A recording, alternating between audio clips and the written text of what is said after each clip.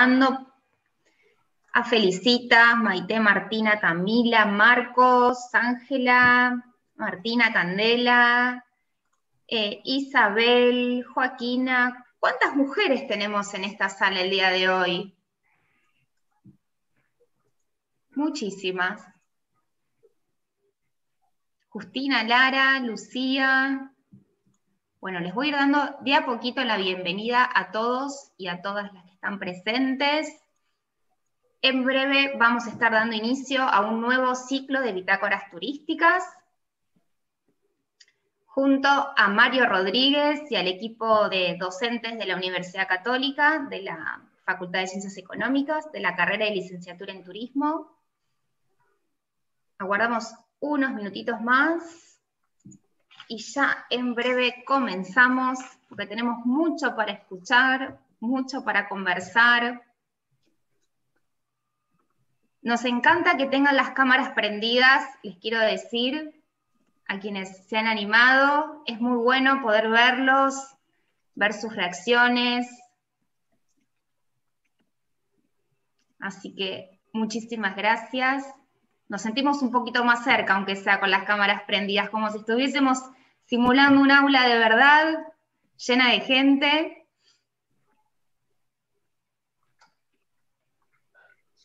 Muy bien. Diego dice que preparen el mate. Quien se quiera levantar un segundo a calentar el agua está a tiempo de hacerlo. Ya estamos por empezar. Acá todos tenemos nuestro mate preparado.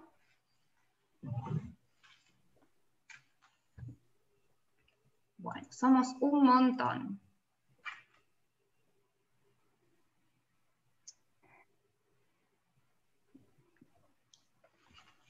Nuevamente, para quienes acaban de sumar, bienvenidos a un nuevo ciclo de bitácoras turísticas. Mi nombre es Ronit, yo soy la directora de la carrera de Licenciatura en Turismo de la Facultad de Ciencias Económicas de la Universidad Católica.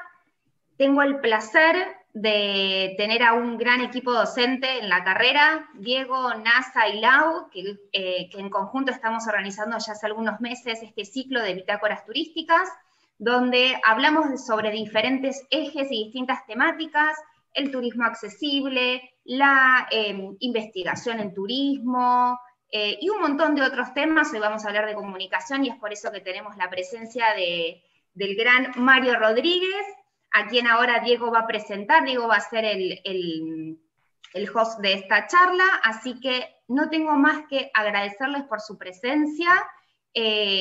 Diego va a presentar la charla, va a ser el moderador, después vamos a tener un espacio de preguntas. No duden en dejarnos cualquier consulta en el chat. Si quieren hacernos alguna pregunta, pedimos a todos que tengan los micrófonos apagados para darle a Mario la mayor tranquilidad para dar su exposición. Y bueno, a disfrutar. Les agradezco mucho su presencia nuevamente. Le doy el pie a Diego para que comience. Gracias. Gracias, Ronit. Buenas tardes a todos. Bueno, presentarlo a Mario para mí es un placer, primero porque es un colega, es un gran profesional y además un amigo de este último tiempo que nos ha encontrado en el camino profesional, así que para mí es un placer agradecerle nuevamente su predisposición y su generosidad para estar hoy acá.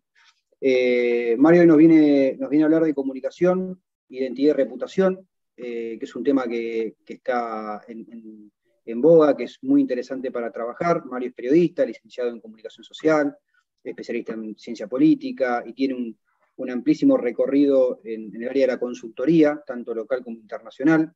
Pero bueno, no los quiero aburrir con su currículum, lo pueden seguir en las redes, y simplemente decirles que lo escuchen, que presten atención, que las consultas las recibimos por el chat, las vamos a ir anotando y sobre el final de la charla se las vamos a ir pasando a Mario para que responda, para poder dialogar un poco en base a eso, y seguramente un montón de ejemplos que ella tiene preparado para contarnos.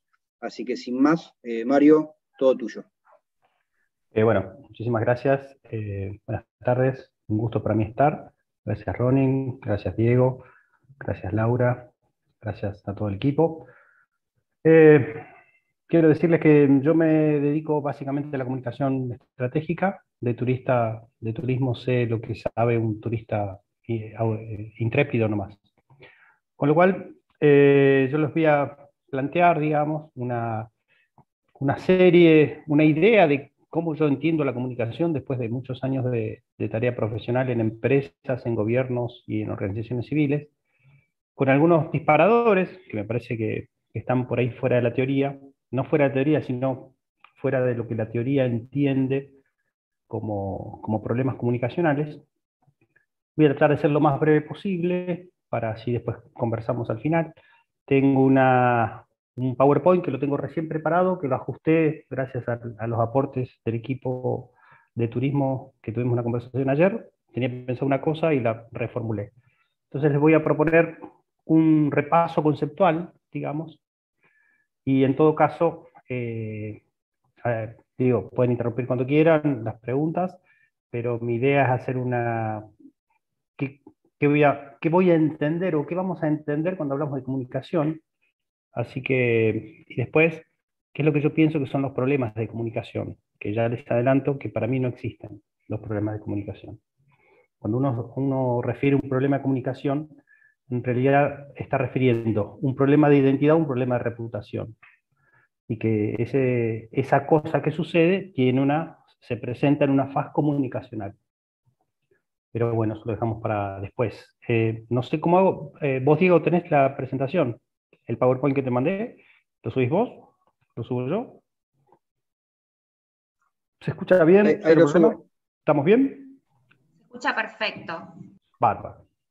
Ahí va, si Bien. querés, Mario, yo te lo voy manejando, me avisás y te lo voy Dale, pasando. mejor. ¿Lo puedes poner en pantalla completa? Ah, ahí está. Ahí Bueno, estamos. ok. No, mejor me puedes dar a mí el coso, que lo maneje o no se puede. Hay que ponerte como hospedador. Ah, bueno. Lau, ¿vos estás como hospedadora? Bueno, si es mucho quilombo, no, dale, No, mandale. voy a Un probar. segundo, nos fijamos a ver si lo podemos resolver y si no, Die, lo pasas vos. Dale. Dale.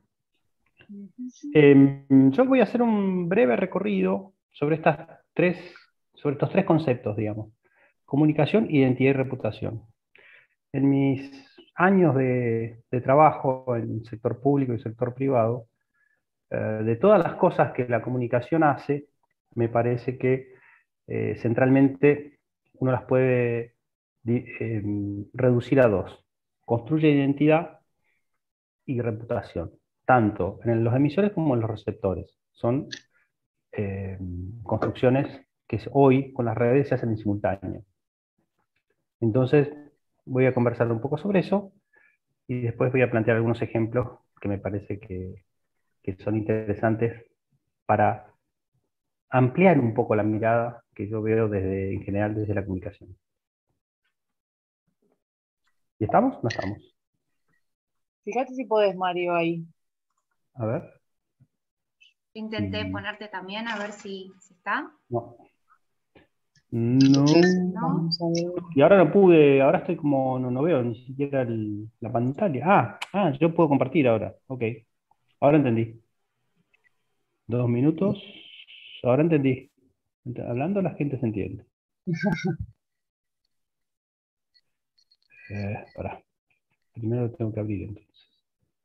Abrir. Upa, ahí está.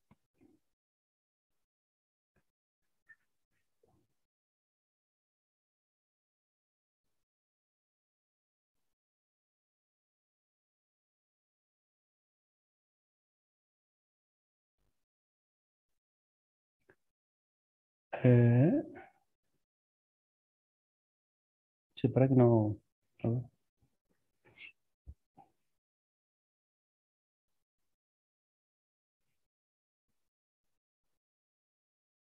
Yo de paso voy a ir haciendo una preguntita, si nos quieren ir dejando en el chat desde dónde nos están visitando, si vienen, si son de La Plata, si son de otra ciudad, si son de la facultad, de otras universidades, desde dónde nos están visitando.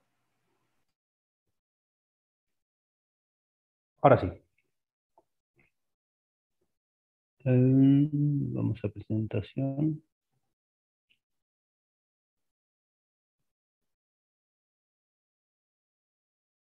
Vamos a ver. Ver modo presentación.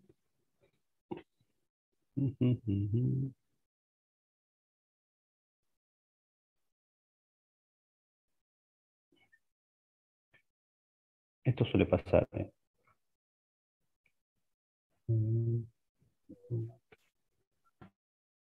Presentación.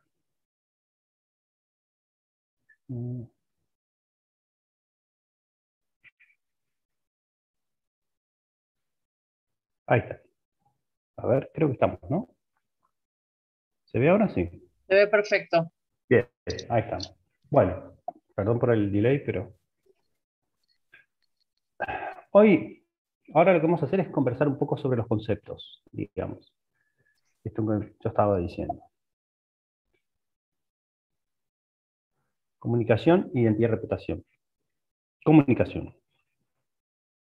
La comunicación, entre muchas cosas, a mí me gusta este concepto que es de la Escuela de Palo Alto de los 60, que es la acción constitutiva de lo humano, digamos. Mucho se escribe y mucho se dice, y la verdad es que la comunicación lo que nos hace es básicamente humanos, digamos. Es lo que nos diferencia del resto de los seres vivos, digamos. Desde que amanecemos hasta que nos acostamos, comunicamos. Este es el referente de la Escuela de Palo Alto, que se llama Paul Watzlawick, desde los 65, 66, que es quien acuñó una serie de axiomas. El axioma que yo más trabajo es imposible no comunicar. ¿Qué decía este buen hombre? En esa época se suponía que solo los humanos comunicábamos a través del lenguaje. El lenguaje es ese conjunto de signos ordenados de alguna manera que permite que nosotros podamos nominar lo que conocemos como real. Entonces, este muchacho, este psicólogo funcionalista americano, norteamericano, encontró que además nosotros nos comunicábamos, por ejemplo, sin usar el lenguaje. De aquí salen los primeros estudios de comunicación gestual, comunicación no gestual, comunicación verbal y comunicación no verbal, Paul Watzlawick. Y retengan esta idea de que es imposible no comunicar. Ahora, cuando uno comunica, hay una creencia bastante extendida y que tiene que ver con un marco teórico que funcionó hasta entrado en los 70, que tenía que ver con que lo que se emitía era recibido por el otro, o sea, yo te digo, anda para allá, y vos ibas, digamos. Ese conjunto teórico tiene un par de denominaciones grandes, que es la aguja hipodérmica y la teoría de los efectos limitados, que implicaba que el otro, es decir, el receptor, era un receptor pasivo. Lo que los estudios posteriores a la década del 70 han encontrado, y lo que hoy ya ni se discute, es que la comunicación tiene que ver más con lo que el otro entiende que con lo que uno emite. Esto no significa que no hay que cuidar la emisión, sino todo lo contrario.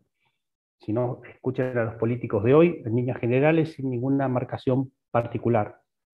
Es tan importante la emisión que es lo único que uno tiene. Y esto llévenlo a la vida cotidiana. Lo único que uno puede hacer es tratar de armar una secuencia de fonemas, una secuencia lingüística, una secuencia gestual, lo más comprometida y cercana a lo que uno quiere que el otro entienda. Porque finalmente la comunicación es lo que el otro entiende.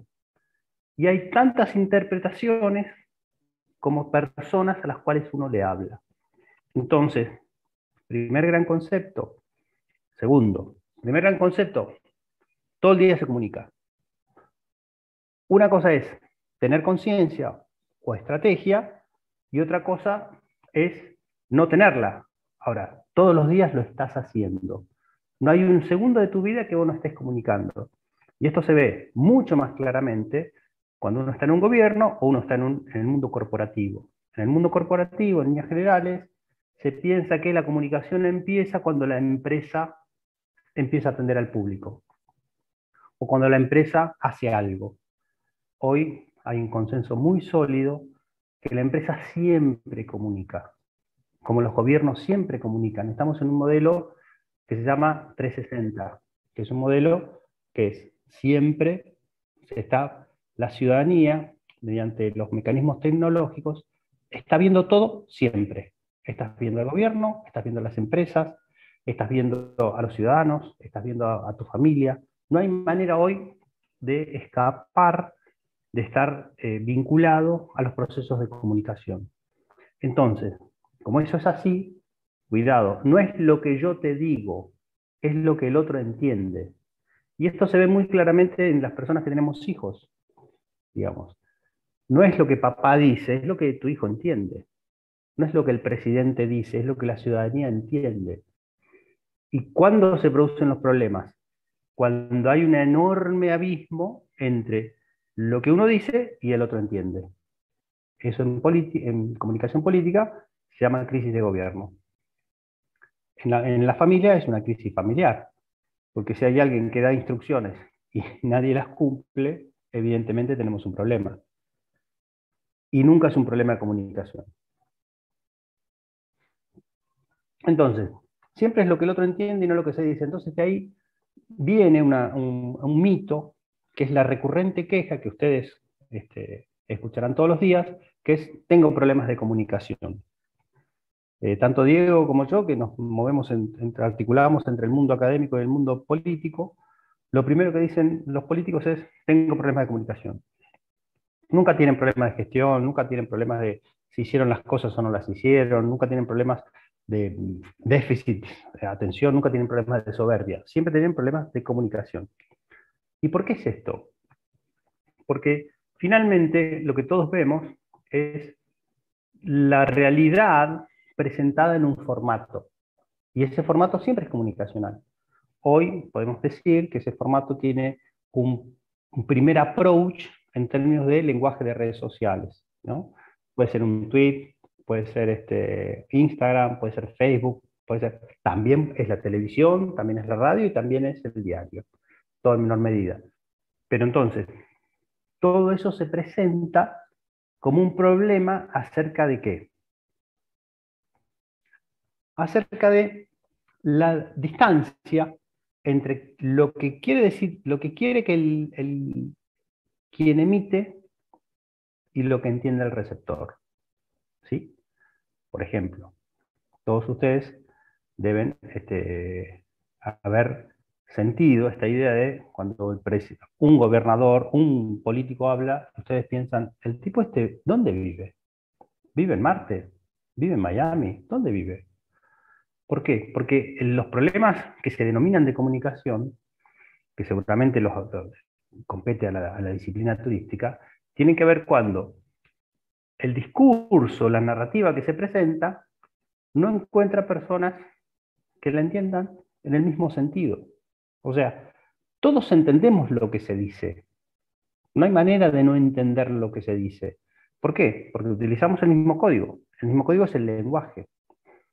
Digamos, el lenguaje nos remite a que todos hoy entendemos que es un Zoom, que es un concepto totalmente abstracto y que utilizamos todos los días. Si nosotros no tuviéramos ese código común, esa conexión común, no habría manera que estemos ahora en esta situación. Y todas las entendemos de la misma manera. Las crisis se producen cuando entre lo que uno dice y lo que todos entendemos es distinto. Los niveles de diferencia de ese nivel de entendimiento producen los tamaños de las crisis, sobre todo las crisis políticas. ¿Por qué? Porque el lenguaje tiene un plano de literalidad. El plano de literalidad es el plano básico del lenguaje. Es el plano por el cual nosotros nos ponemos de acuerdo de denominar las cosas. Entonces, entendemos que una tabla y 4 patas es una mesa. Esa es la literalidad del lenguaje. Entonces, en mi opinión, no es cierto que nosotros no entendemos. Nosotros siempre entendemos. Lo que pasa es que entendemos en el sentido distinto al que los otros quieren. Y en general, estos otros son los poderosos, digamos. Pero esto amerita y habilita, y es un concepto que vale para todo, para todas las actividades, para todas las disciplinas. Yo he trabajado con el mundo corporativo, ONGs, Y la crisis siempre es la misma. Es lo que la organización dice y pretende que se entienda y lo que la ciudadanía o su segmento objetivo decodifica. Y ahí se produce la crisis. Tenga que ver con un paquete turístico, tenga que ver con un plan de gobierno, tenga que ver con, por ejemplo, la acción de una empresa sobre un territorio. Yo he trabajado mucho con las empresas mineras en el sur del país. Entonces, esto después, en todo caso, volvemos sobre esto, pero el problema central es la diferencia polisémica que hay entre lo que quien emite pretende que se entienda y lo que efectivamente el segmento al cual fue dirigido entendió.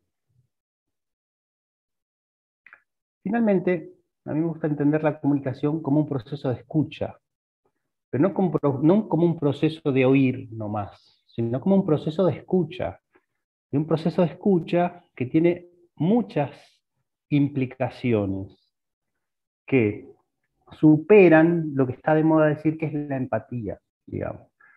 Hoy está muy de moda hablar de empatía, de resiliencia, todos conceptos que están muy rozando la autoayuda. La comunicación, digamos, cuando se produce el proceso ideal de comunicación, es cuando uno escucha. ¿Y cuando uno escucha? Cuando tiene la capacidad de ponerse en el lugar del otro.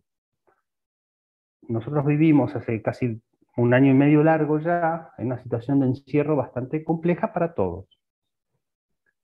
Lo más interesante de esto, en mi opinión, es que este proceso no involucra a los dirigentes, que nunca estuvieron encerrados más de mediodía.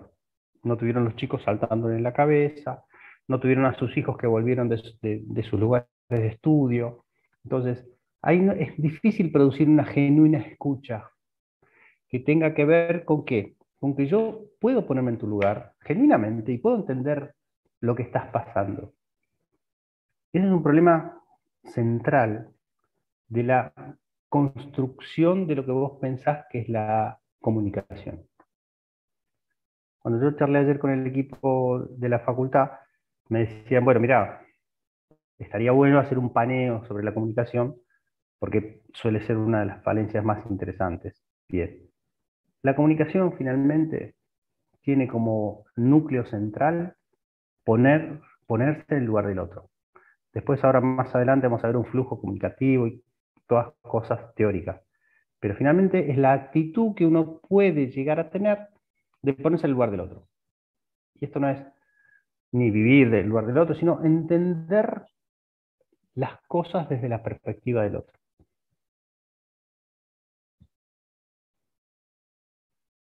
El esquema ideal de la comunicación es la conversación. Si entendemos la conversación como una puesta en el lugar del otro, que es una escucha inteligente, una escucha activa. ¿Y para qué conversamos? ¿Y por qué es todo este cuentito? Porque la conversación es la única manera que tenemos los humanos de que las cosas sucedan. Nosotros siempre estamos a una conversación de lo que necesitamos hacer. Nosotros estamos a una conversación de vender un paquete turístico. Estamos a una conversación de organizar un circuito. Estamos a una conversación de establecer un proyecto de ley. Siempre estamos a una conversación. Es decir, la acción humana tiene que estar acompañada indisolublemente de un proceso de conversación. Yo entiendo el mundo como flujos conversacionales. Entonces me gusta esta idea de que siempre estamos a una conversación de que las cosas pasen. Fíjense en nuestro caso. Yo hace mucho tiempo había aceptado la amable invitación de la facultad a dar esta charla, que tuvimos que posponerla porque yo tuve que viajar, bueno, no va al caso. Y la conversación que tuvimos ayer terminó de orientar y que esto suceda. Porque lo que está sucediendo, tuve una conversación ayer que provocó que esto suceda. Y me alineó más o menos lo que yo tenía algunas dudas de conversar. Me parece a mí que el entender el mundo como un universo de conversaciones y que siempre estamos a una conversación de nuestro meta, de nuestro objetivo, Es una cosa súper interesante desde la comunicación. Es una herramienta interesantísima que da la comunicación. Y ahí, y sin más, vamos a hacer un esquema básico que si ustedes lo buscan, hay infinita bibliografía sobre esto. Si ustedes lo buscan, lo van a ver así puesto como en una línea. A mí hace varios años me gusta listarlo nomás, porque en realidad es un sistema, digamos, funciona con un sistema. Entonces, si uno modifica alguna de las partes, modifica el todo. Entonces, medio que no tiene sentido ponerlo en un esquema clásico de emisor, receptor, canal, feedback. Y sí me gusta a mí listar los mínimos, digamos. Me parece que es interesante ver todo desde una perspectiva de los mínimos necesarios. Entonces, en un esquema básico de comunicación, entendido como un sistema, ¿qué hay? Hay un emisor, que ya sabemos que a la vez es receptor, porque no es pasivo. Tenemos un receptor, que a la vez es emisor, porque ya sabemos que no es pasivo. Circulan mensajes en ese intercambio. Esos mensajes, ¿qué tienen que tener? Un código común, sea cual fuera. Tiene que tener un código común. Hoy hablábamos antes de empezar, que hoy las memes son un código común, ya. Entonces nosotros podemos decir, ¿cuál es el código común por antonomasia? El lenguaje. Lenguaje verbal, lenguaje no verbal. Pero si en general uno remite a la bibliografía habla del lenguaje verbal, ¿no? Pero todo tipo de lenguaje es un código común. ¿Cuál es la condición? Que esté acordado. Si no, no hay proceso posible. Si yo te hablo en castellano y vos me respondes en inglés, es muy difícil que entablemos algún sistema de intercambio. Entonces, el código común es un gran tema de la comunicación. Muchas veces se encaran campañas y se presuponen códigos comunes y eso no sucede. Por ejemplo, hace muchísimos años, las campañas de vacunación en los organismos sanitarios públicos se hacían en comunidades con gigantescos carteles. Y cuando uno iba a las comunidades, el 80% de las comunidades no sabía leer. Entonces, por más que todos perteneciéramos al universo del idioma castellano, ahí no había manera de ver código común. Entonces, si yo quiero hacer un diseño, un programa, una estrategia turística o de cualquier sector, tengo que tener claro cuál es el código común. A veces puede ser el lenguaje, castellano, otras veces puede ser el lenguaje sensorial, otra vez puede ser lo no verbal, otra vez puede ser lenguaje digital, los emojis, las memes. Digo, tenemos que tener claro que para armar algo tiene que haber un código común y tiene que ser compartido y acordado, ¿sí? Después, hay un canal, ahí me olvidé poner, en el otro lado lo puse, que es canal o plataformas, digamos. Eso sucede en algún medio físico. Puede ser el aire, entonces es interpersonal, pueden ser los medios de comunicación tradicionales, hoy las plataformas digitales. Eso es lo que sucede en algún formato físico, ¿sí? Y todo eso sucede en un contexto. Hay contextos más grandes, Argentina, Latinoamérica, el mundo. Ustedes que pertenecen a una carrera de turismo, hasta antes de la pandemia, el contexto era del mundo. O sea, todos competían con jugadores globales. Nadie sabe qué va a quedar para cuando esto termine. Si hoy tenemos, por ejemplo, hoy el contexto es la limitación que nos va a dar las condiciones de vacunación. Entonces, eso es el contexto. El contexto es el conjunto de variables que afectan eso que estamos tratando de armar, en el cual nosotros jugamos, digamos. No es que no tenemos participación, somos actores activos, no somos actores pasivos. Guarda con el contexto. Muchas veces se hacen un montón de cosas sin tener en vista o sin procurar lo suficiente en el tema del contexto. Los contextos. Y por último, en un esquema básico de comunicación, hay que entender que esto es una relación dinámica. ¿Dinámica en qué sentido? En que cualquiera es emisor y receptor, cualquiera es receptor y emisor, que los mensajes van y vienen, que hay una interrelación permanente, se quiera o no. ¿Sí? Entonces, esto es ¿sí? Tenemos que ver, es un esquema básico de comunicación.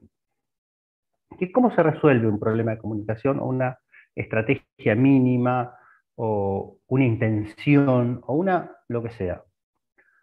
Esto lo hizo Laswell, que es un sociólogo americano, funcionalista de la década de los 50, que cuando ordenó todo esto fue muy criticado y que hoy está siendo reivindicado.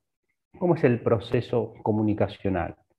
Es quién dice qué, o sea, mensajes, código. ¿A quién? El otro, la identificación de un segmento. ¿Por qué canal? Las plataformas, ¿sí? O el medio físico y las plataformas. ¿Con qué efectos? Los efectos en la comunicación son claves, porque todos emitimos para cambiar conducta. La comunicación tiene una función fundamental que es cambiar conductas. Si yo me comunico con vos es porque quiero algo de vos. Por ejemplo, que me compres un paquete, que me votes. En el caso de mi hijo, que me haga caso. Con mi hija no, ya perdí todo tipo de expectativa, pero la comunicación, el mensaje, tiene una intencionalidad de cambio de conductas.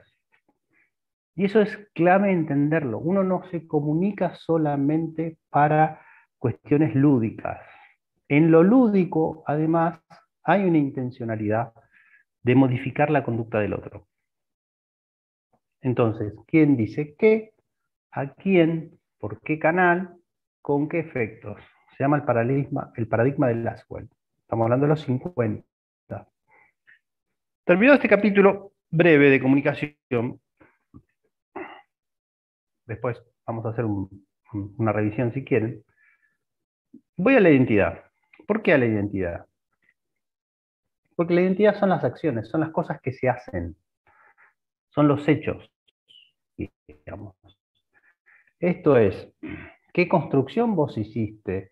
Ayer hablábamos con el equipo y ellos me decían, no, bueno, porque hay como una dinámica, un uso de promocionar cosas que no se hacen o de inaugurar cosas que no están y esto. Bueno, la identidad es lo que vos haces, son las acciones que cualquiera de nosotros hace.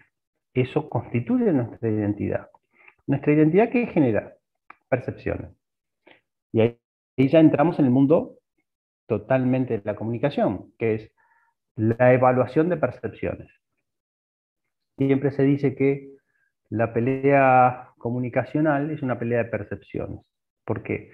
Porque es lo que cada uno entiende de algo que está pasando, digamos. Y sobre todo en la comunicación política, que es mi especialidad, es como la pelea por antonomasia de el conjunto de percepciones acerca de algo. Ese algo es ganar. Pero las percepciones están fundadas en acciones. Sin acciones concretas no hay percepciones. Es decir, ¿fuiste a Nueva York o no fuiste? ¿Y qué tal estuvo el paquete? ¿Estuvo bueno o no estuvo bueno? ¿La experiencia que yo te vendí, funcionó o no funcionó? Esa experiencia o ese viaje, ¿fue lo bueno que yo te dije que era o hay algo que mejorar? Ese conjunto de acciones me generan mis percepciones. Y ahí volvemos a lo mismo. Lo que vos, como operador turístico, suponte, me contaste, después yo tengo que tamizar eso que me dijiste. A ver si ese viaje fue tan fabuloso, o ese lugar fue tan hermoso, o esa cosa que vos me dijiste que yo iba a ver era finalmente tan fantástica como la que yo pasé. Entonces, la identidad se va formando con ese conjunto de acciones que en el otro van formando percepciones. Y ahí vemos la reputación de esta articulación comunicacional entre las acciones y las percepciones. Uno construye reputación. La reputación es el conjunto de percepciones acumuladas en segmentos determinados sobre la base de nuestras acciones. La reputación es un conjunto de percepciones acumuladas en el segmento determinado sobre nuestras acciones. Esto es, ¿qué es lo que nosotros hemos acumulado en la cabeza de los otros que nos han transformado en prestigiosos, no prestigiosos, no, desconocidos, conocidos? Esto es clave para cualquier negocio, para cualquier emprendimiento. Y esto se sostiene en el tiempo, no hay manera de pensar la reputación como una cosa de un día para el otro. Y esto cuando uno piensa, por ejemplo, turismo de ciudades, turismos de segmentos, turismos de nichos, turismos de lugares nuevos, turismos de instalación de algo que no está instalado, bueno, cuidado que es un conjunto de acciones que en el tiempo van a generar percepciones. Y si esas percepciones son lo correctas que yo pretendo que sean, eso va a ir a mi buena reputación. Esto es fácil de ver en las reseñas de Condé Nast Travel, de TripAdvisor, de cualquier buscador, de cualquier agencia. Esto hoy está construido como automáticamente por los algoritmos. Pero digo, si uno lo saca de ahí y lo pone en un esquema con alguna pretensión teórica, es esto, es un conjunto de percepciones acumuladas en un segmento determinado. Eso es la reputación. Y eso es para lo que la comunicación funciona de verdad. Bien, ¿hasta acá vamos bien? ¿Hay alguna duda? ¿Hay alguna pregunta que haya que resolver ahora? ¿Diego? Bien. Entonces, ¿qué les propongo hacer? Les propongo no un manual, no tips, no nada. Lo que a mí me parece que en cualquier estrategia de comunicación no debe faltar, digamos, ¿sí? Y esto es para el mercado turístico, para el mercado político, para el mercado de las políticas públicas, para el mercado de ONGs, para el mercado de los sindicatos.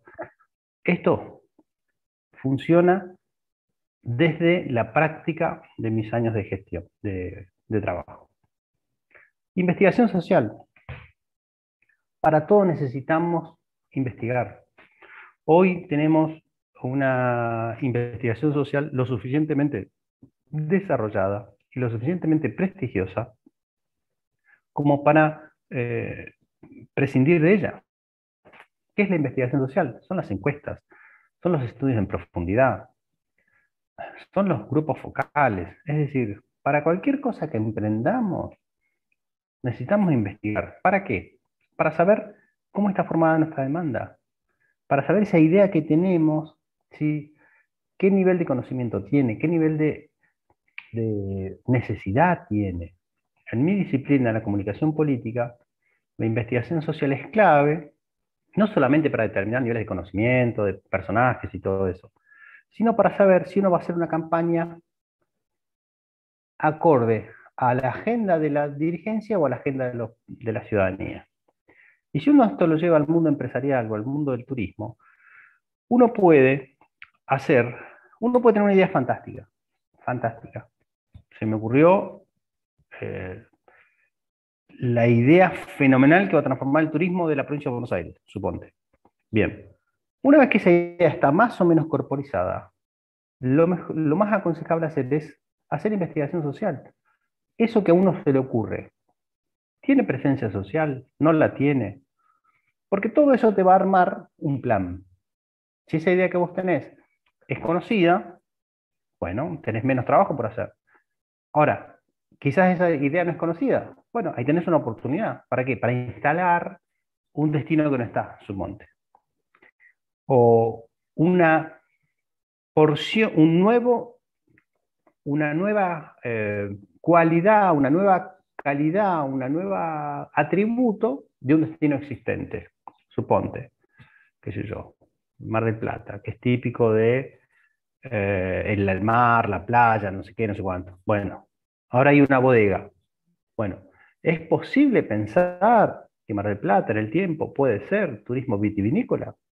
Bueno, para eso tenés que investigar. Digo, ¿para qué te sirve la investigación? Para ahorrar tiempo y dinero. Y ajustar la idea que vos tenés a lo que tu mercado, tu segmento, sabe o no sabe. ¿Sí? Si quieren después volvemos a eso, pero digo, el primer paso de cualquier estrategia viable es la investigación social. En estos términos, la emisión es la oferta, o sea, tenemos que ver que el modelo comunicacional siempre está presente, con distintos nombres. Digamos, el modelo de negocios es oferta y demanda. La oferta es la emisión, la demanda es la recepción. Globalmente, la economía en el siglo XX se ordenaba detrás de la oferta. ¿Qué era esto? Eran los estados los que hacían los puertos, los caminos, las empresas, las instituciones, las agencias, porque es un mecanismo dinamizador de lo que no existía, que era un mercado. En el siglo XXI, los mercados, la actividad, se define en términos de demanda. Fíjense cuáles son las empresas hoy más valoradas. Son las empresas que hacen de su demanda un activo. Mercado Libre, Amazon. Hace rato que ninguna petrolera hoy es una empresa líder. ¿Sí? Entonces, es muy importante ver esta articulación entre la oferta y la demanda. ¿Qué es lo que yo estoy ofreciendo? Lo que yo estoy ofreciendo es mi emisión, mi relato, mi narrativa, que la tengo que ajustar, que tengo que ser muy preciso en ella. ¿Para qué? Para ver si conversa con la demanda. Si no hay conversación con la demanda, si no sabemos qué es lo que los consumidores están queriendo hacer, es imposible formular cualquier tipo de negocio hoy. Y eso es vis a vis emisión y recepción. Audiencias, segmentos, tenemos que saber a quién le hablamos hoy, a quién queremos impactar, a quién queremos llegar, a qué grupo le queremos modificar su conducta. ¿Qué es modificar la conducta? Que por ahí tiene mala prensa eso. Yo encuentro un grupo al cual le quiero conversar y encuentro, por ejemplo, mediante la investigación social, que no viaja. Bien, por la investigación social yo también voy a saber las razones por las cuales no viaja. Algunas pueden ser económicas, otras pueden ser de valores, otras pueden ser de ignorancia. Por ejemplo, puede saber que no podían viajar. O sea, no todo el mundo sabe que puede viajar. No todo el mundo sabe que puede acceder a un pasaje barato, suponte. Entonces, tenemos que prolijamente saber con la investigación y la idea de la oferta y la demanda, cuáles son nuestros segmentos, cuáles son nuestras audiencias, a quién le estamos hablando, sobre quién queremos impactar.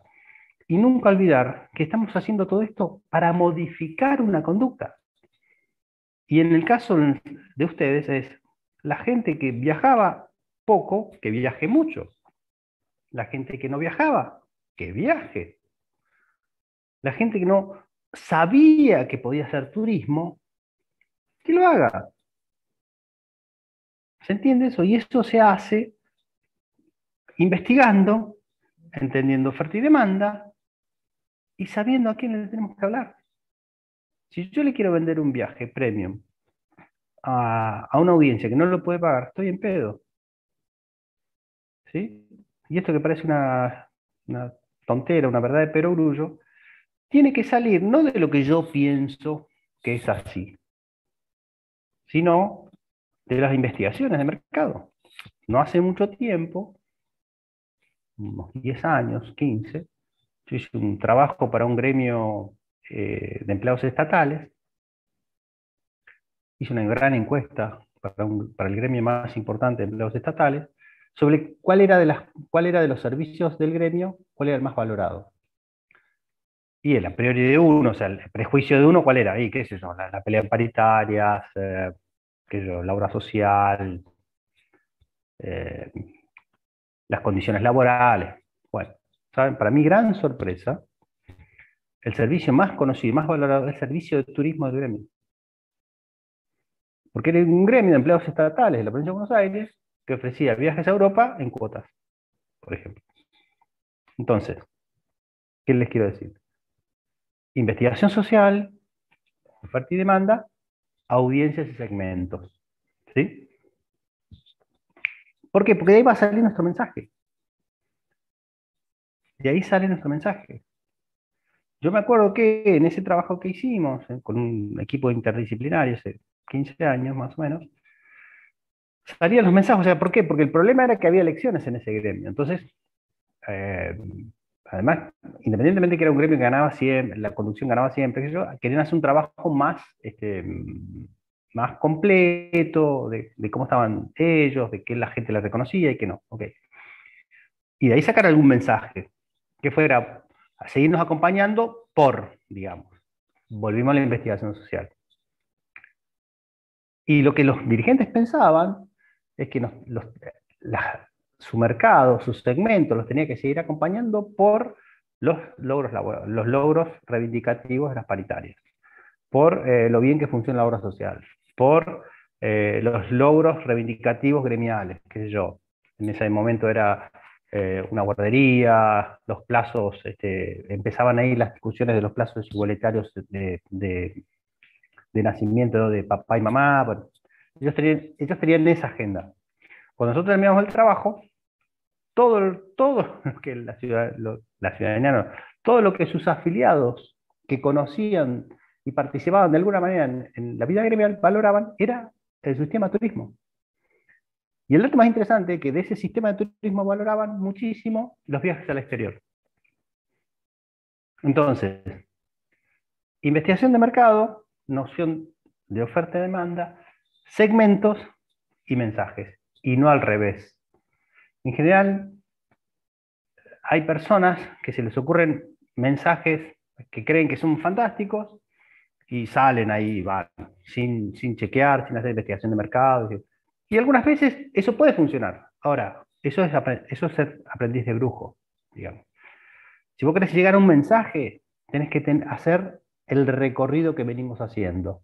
Investigación social, noción de oferta y demanda, segmentos, mensajes, y no al revés. Uy, perdón.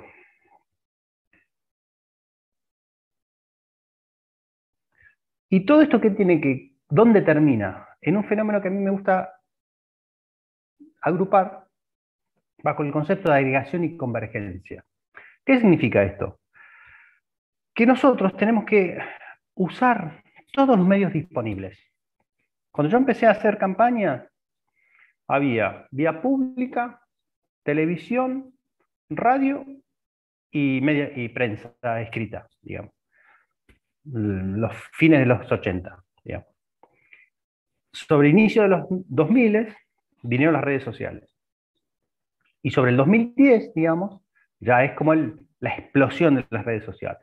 Y hay muchísima bibliografía escrita, muchísimos colegas que pretenden que hay una supremacía de alguna herramienta sobre otra, digamos. Mi consejo, mi experiencia me dice que hay que agarrar todas y agregarlas. Es decir, ¿vamos a televisión nacional? Sí.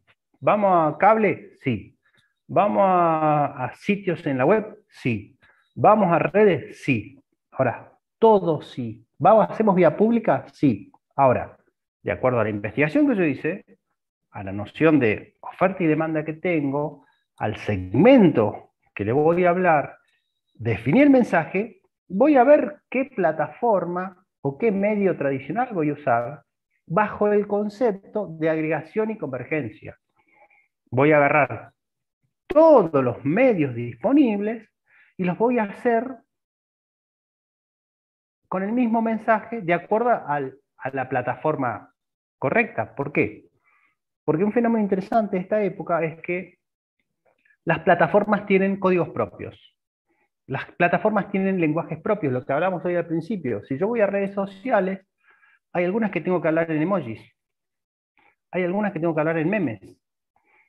Sin descartar que yo haga tutoriales en Yahoo, o que suba una historia en Instagram, o que haga un posteo en Facebook, al tiempo que mande la gacetilla al diario. En todo este conjunto de este ecosistema, que insisto, deviene de mi investigación, de lo que yo entendí en términos de oferta y demanda o de emisión y recepción, identifiqué segmentos, establecí un mensaje y después, bajo el paraguas de agregación y convergencia, voy a ver, bueno, esto va para redes y una vez que estoy en el capítulo redes, digo, bueno, esto va en Instagram de esta manera, esto va en Facebook, esto va a Twitter y esto va al resto de las plataformas.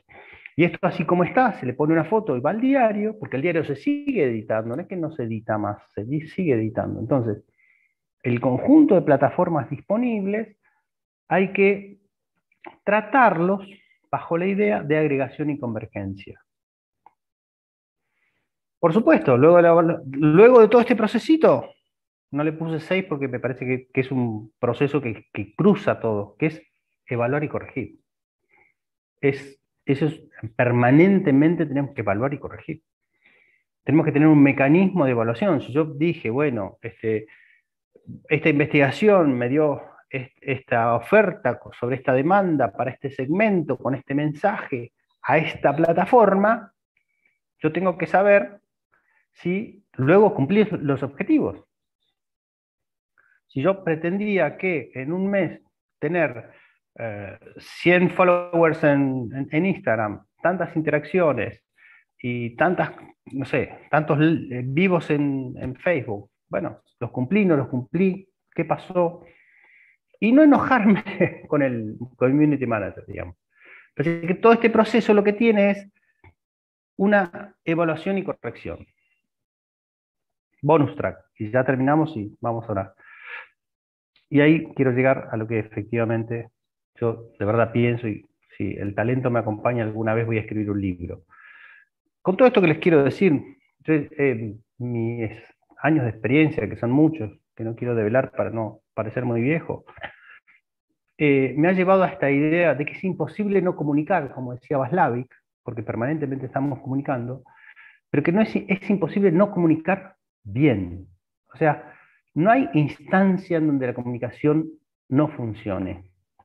Cuando uno se queja de los problemas de comunicación, se está quejando de otra cosa. Uno puede quejarse de que las cosas no funcionan. Siempre el problema de comunicación, cuando es develado en tanto eso, para mí hay que revisar o identidad o reputación. En mi experiencia, identidad, digamos. Cuando vos decís, cuando vos llegás y te enojás con el community manager o con el que publicó la gacetilla, el problema es revisar lo otro, revisar el proceso. La comunicación es un proceso, y es un proceso de gestión de cosas. No es un proceso de la nada, es un proceso de gestión de cosas. Es un proceso por el cual vos, mediante la investigación, definiste algo para algún segmento en algunas plataformas. Si eso no funciona, no hay que enojarse con el producto final. El producto final es el resultado del proceso. Y los invito a pensar desapasionadamente el evento que nos visita estos días acerca de las declaraciones de nuestro presidente, que no voy a adjetivar, no voy a decir nada. Me parece que es un caso súper interesante para ver desapasionadamente que es imposible no comunicar bien. Todos entendimos lo que él dijo, todos. Nadie dejó de entender esa literalidad del lenguaje. Probablemente, y el problema existente es que entendimos algo distinto a lo que él quiso decir, que él quiso que entendamos. ¿Sí? Independientemente de nuestras posiciones políticas, digo, traten de abstraerse de eso. Ahí hay una diferencia fenomenal. Esa diferencia es lo que se denomina la crisis de representación o la crisis política, que es trasladable a cualquier universo, a cualquier conversación, a cualquier empresa. Cuando hay tanta diferencia entre lo que la emisión dice y los líderes dicen y lo que la ciudadanía o los stakeholders o tu mercado objetivo entendió, tenés un grave problema. Nunca es de comunicación ese problema. Ese problema, en todo caso, en mi experiencia, es de identidad. Y en todo caso, andar a revisar la identidad. no lo quisiste decir, lo dijiste mal, estabas mal informado, no era la cita correcta, pensás que todos somos tarados, X, vale para todos en todo momento. Con esto, muchísimas gracias, no los quiero aburrir más. En todo caso, abrimos una ronda de preguntas. Salgo de acá, ¿no? Dale. Gracias, Mario. Impecable. Ahí, bueno, a mí lo primero que se me ocurre es esto de que lo dice todo el tiempo Mario Riorda también, ¿no? Que es la falta de profesionalización de la gestión de la comunicación. No solamente la comunicación política, sino de la comunicación en general, y que se piensa más en términos del marketing que de una estrategia integral, ¿no? Y esa falta de profesionalismo que implica pensar antes de hacer, es lo que me parece que termina repercutiendo sobre todo en la falta de construcción de identidades y reputación. Son esos dos conceptos que me parece clave para pensarlo. Mirá, yo creo que yo ahí tengo una conversación con Mario, digamos. Yo creo que el problema es la falta de profesionalización de la política, primero, digamos. O sea, vos podés tener el mejor equipo profesional. De hecho, creo que el presidente tiene un equipo profesional fenomenal, digamos. No vamos a pensar que estamos con el presidente. Ahora, me parece que el problema no está... A ver, yo creo que si uno pone el foco, que es la conversación que tengo con Mario, con el respeto que le tengo a uno de mis mentores, digamos. Y aparte que es un genio, y nada, no vamos a decir nada que no sepa. El problema para mí es... Problema. Yo creo que la observación, en todo caso, que habría que hacer es, ¿qué pasa si yo pongo la mirada en la existencia o no de un equipo profesional que gestione eso? Ese es el verdadero problema. En realidad, la gestión de eso fue perfecta. Tuvo repercusión, llegó a todos lados, te diría, tuvo una repercusión planetaria. Ahora, ¿ellos hicieron mal su trabajo? No, hicieron perfecto. Quizás habría que pensar que hay una instancia anterior, que no sé cómo controlarla, quizás deba ser un problema de los profesionales de comunicación, pero hay una instancia anterior, que es la instancia de la entidad de las personas con las cuales vos trabajás o de la identidad institucional del lugar en donde vos estás. Y que ahí esté quizás el problema. Si vos me preguntás a mí profesionalmente, con los elementos existentes, yo te diría, el gran problema es que ellos crean lo que dijeron, porque efectivamente comunicaron fenómeno. Todos entendimos lo que quisieron decir. Entonces, se armó un problema fenomenal y aparte con consecuencias que todavía ni siquiera sabemos, porque son consecuencias de geopolítica internacional. Ahora, apelando a la pregunta tuya, si, che, no, tiene un equipo profesional. Claro que tiene un equipo profesional, que redobló la apuesta, porque las disculpas, las explicaciones fueron todas en el mismo sentido, o sea que el tipo está convencido que lo que dijo está bien. Bueno, tiene esa identidad, ¿qué vamos a hacer? Es muy difícil, sino imposible, que la comunicación resuelva un problema de tu identidad, cuando vos con los hechos reafirmás eso. Entonces diría, por supuesto que una gestión profesional de la comunicación es mucho mejor que la gestión no profesional en cualquier actividad. Y yo creo que en eso el turismo, uno ve que hay como una cosa bastante amateur en líneas generales de las cosas de la comunicación, digamos. Como que la identidad es armar los paquetes y listo, y ya está. Y después publicás avisos, qué sé yo. Me parece que es un poco más complejo, por lo menos te lo digo como usuario, no como experto. En lo que es mi disciplina, que es la política, que son las instituciones, digo, he visto con equipos súper profesionales no pudiendo limitar los efectos negativos de una identidad que no coincide con lo que ellos necesitan, con lo que ellos quieren decir.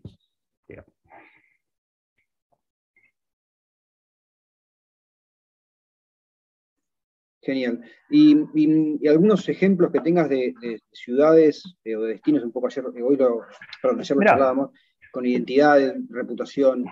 Mira, ayer hablábamos de eso. Yo digo, a mí me parece que hay dos como ejemplos de los cuales yo puedo hablar más o menos bien, digamos. Uno porque vivo en La Plata hace muchos años y otro porque viajo a Nueva York también hace muchos años y he viajado más de 30 veces en los últimos 20 y pico de años.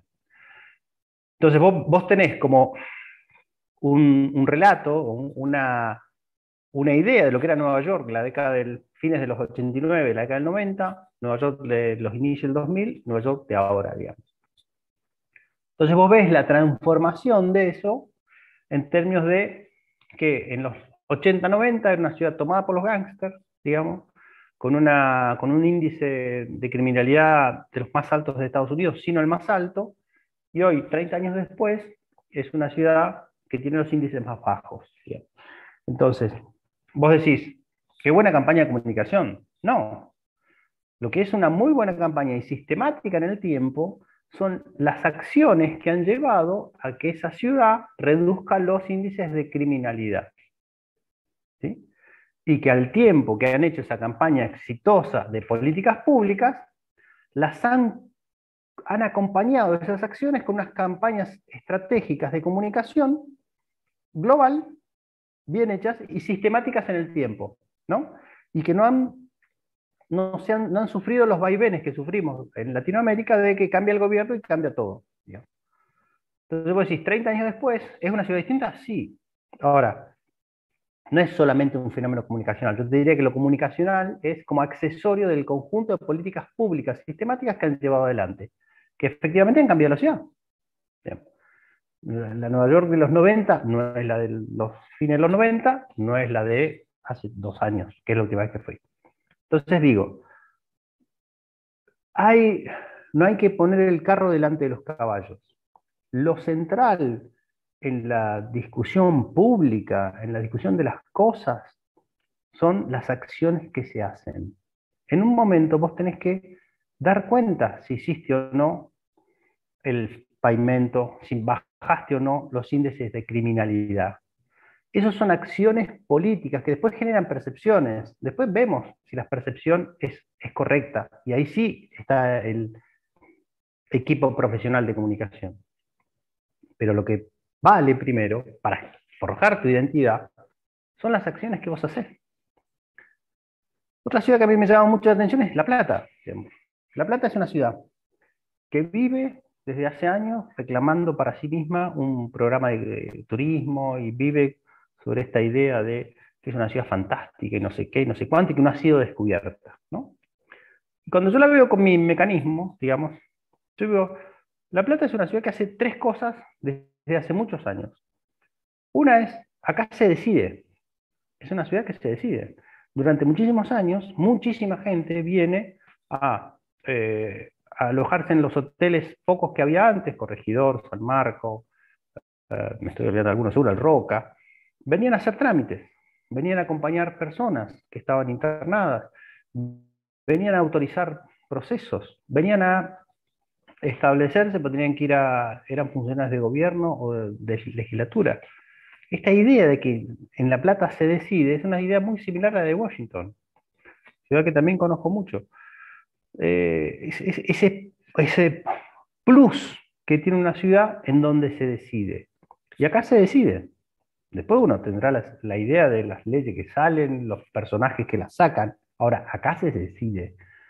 Desde la privatización de un fondo, uno de los últimos trabajos que hice aquí fue para una caja de previsión que graciosamente se enteró por los diarios que había un proyecto de ley con media sanción sobre la privatización de su caja, digamos. Era una profesión que no sabía que una ley en curso, ya no con media sanción, pero ya con dictamen de la comisión, le sacaba atribuciones. O sea, ¿qué te quiero decir? Es una situación donde se decide.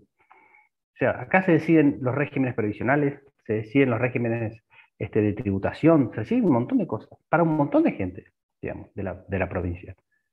Eso es La Plata. Después es una ciudad que exporta talento. La Plata, desde que es La Plata, exporta talento. Y una ciudad que exporta artistas, académicos, deportistas, a todo el mundo, y desde siempre, y en todos los niveles, porque vos tenés un chico que juega en la tercera división del rugby de Italia, hasta Verón, si vos lo querés, figura del Manchester City, United, perdón. Exporta talento La Plata. Y otra cosa que tiene La Plata es una vida al aire libre, gratuita y democrática, con espacios públicos mejor cuidados de acuerdo a los gobiernos que han estado, ¿no? No vamos a entrar en eso. Esas tres características que tiene la ciudad nunca formaron parte de un plan de turismo. Y siempre fueron, eso es lo que la demanda, cuando vos haces investigación social, vos decís, aparte lo mío es totalmente empírico, pero amo esta ciudad. Yo no soy de acá, digamos, amo esta ciudad. Vos decís, investigación social, ¿qué viene a buscar el mundo de La Plata? ¿Talento? Es lo único que busca. ¿Y nosotros cuál es nuestra respuesta? Nuestra respuesta es de la oferta. Tenemos que hacer el puerto y no sé qué, bla, bla, bla, bla. La gente no viene porque el teatro argentino está terminado, bla, bla, bla. Y eso es un modelo súper interesante para la política, pero no funciona. Lo que te indica la evidencia empírica del mundo de hoy es que si el puerto este sirviera para algo, estaría lleno de clientes. Los clientes, ¿qué prefieren hacer? Prefieren ir o a Montevideo o a Dock Sud, ¿no? Con el colapso que ambos puertos tienen. Y nosotros estábamos con que no, el puerto de La Plata, y se escriben libros, se escriben planes estratégicos, y se escriben un montón de cosas. Yo no digo que no. Ahora, digo, ¿por qué no empezamos por tratar de armar una estrategia con lo que el mundo elige todos los días de La Plata? Tenemos uno de los mejores cocineros del mundo, que es platense, y aparte es un orgulloso platense, no es que aparte es un renegado, es un orgulloso platense. No hemos podido hacer.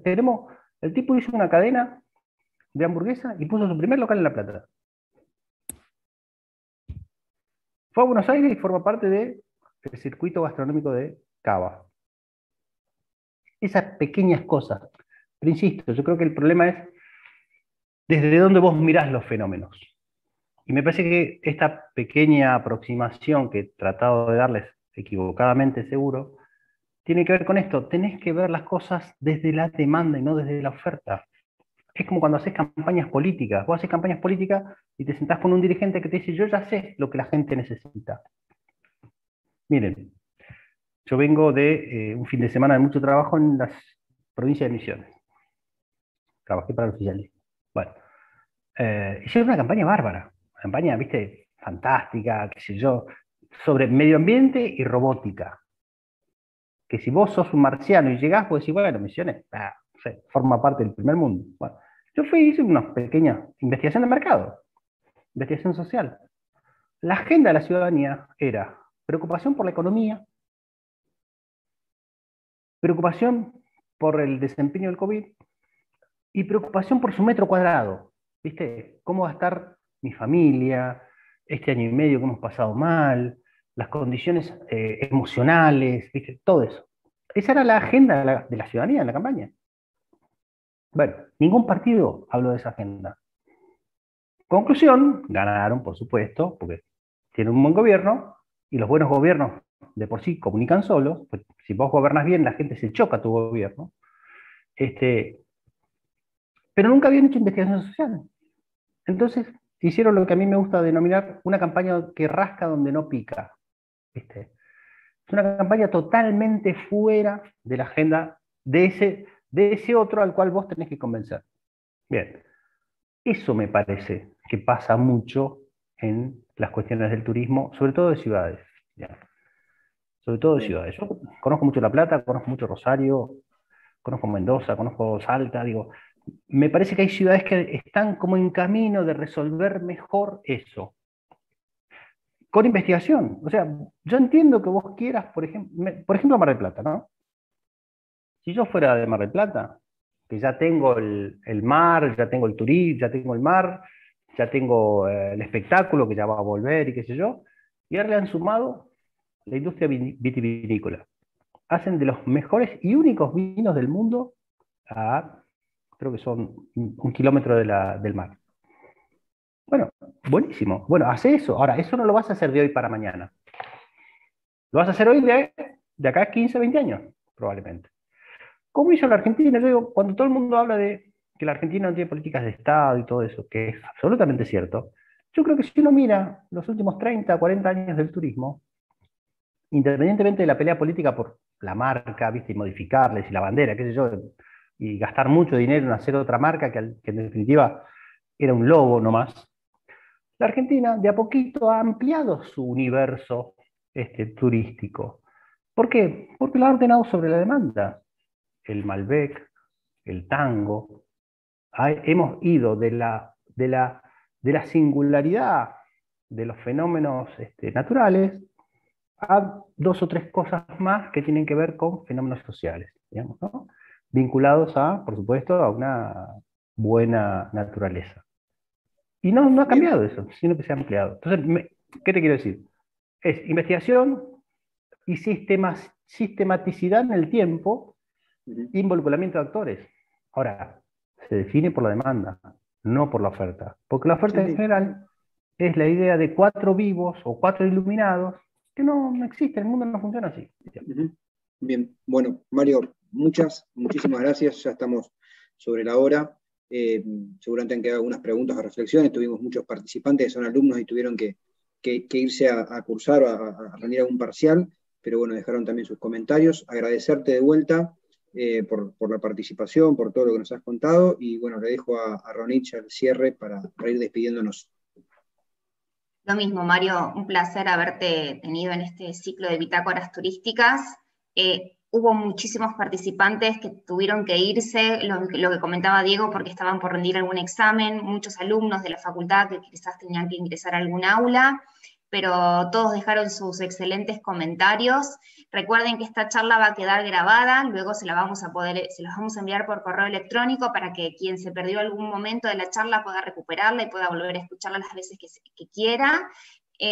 Nuevamente, gracias al equipo, a Diego, a NASA, a Lau, que siempre están acá haciendo fuerza porque el ciclo cada día salga mejor.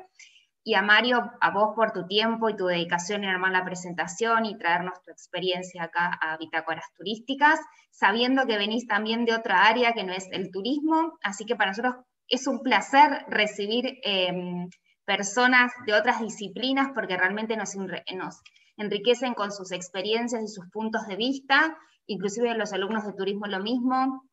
Escuchar estas charlas siempre nos abren la mente y nos hacen pensar distinto. Así que muchísimas gracias, nos vamos a volver a encontrar dentro de 15 días. No vamos a hacer el jueves que viene el ciclo de bitácoras porque estamos con actividad de la experiencia UCALP, que es un espacio que vamos a abrir en la facultad para recibir consultas de alumnos interesados en estudiar con nosotros cualquiera de las carreras de ciencias económicas. Por lo cual lo vamos a hacer dentro de 15 días, en 2 jueves vamos a tener el próximo ciclo, también les va a llegar la información al mail, con una breve encuesta para que nos cuenten a ver qué les pareció, cómo están con el ciclo. Muchísimas gracias a todos por su tiempo y que tengan buena semana, a cuidarse mucho.